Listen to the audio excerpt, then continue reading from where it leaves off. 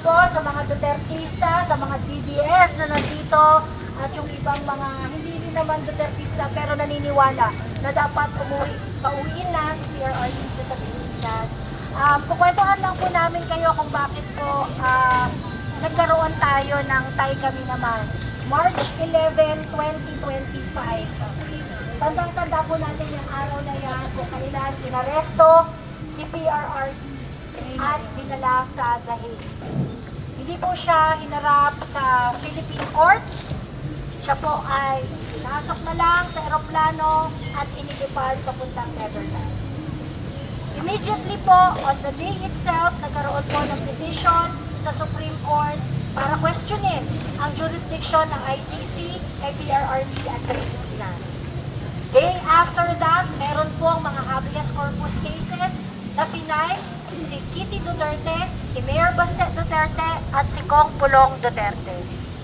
Ang mga aksyon po na ito ay nagtatanong sa ating hudikatura kung ano ang legal na basihan ng kanilang pagdukot kay PRRD papunta sa Hague.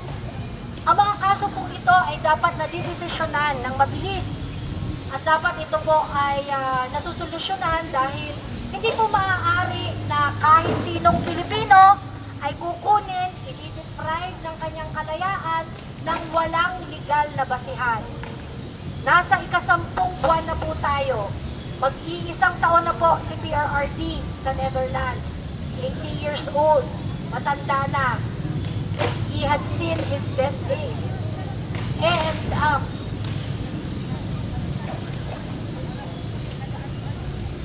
lahat po tayo ay nakinabang.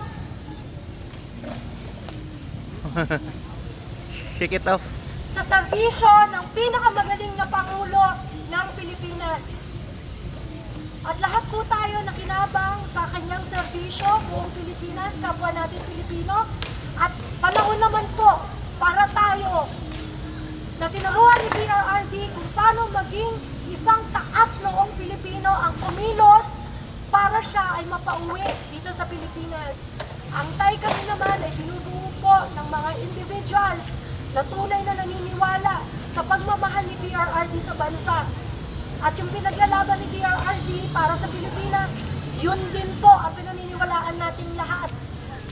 Panahon naman po para tayo naman ang magtanggol sa taong nagmamahal sa atin. Because that is how we build a strong country, a strong nation. Ang bansa po na sumusunod sa karapatan ng kahit sino, kahit kalaban mo sa politika o hindi. Ang pagrespeto sa batas, ang pagsisilbi sa kapwa Pilipino ng totoo, yan po ang pinakita sa atin ni PRRD. And it's about time na tayo naman ang kumilos, tayo naman ang mga lampag sa Korte Suprema upang desisyonan na dahil naniniwala kami na ang unang hakbang para mapauwi si PRRD ay ang resolusyon ng kanyang mga kaso sa Korte Suprema. Magtulong-tulong po tayo at tayo po ay sabihin naman natin sa pagkakataong ito na Tay, kami naman ang magtatanggol sa iyo. Maraming salamat po.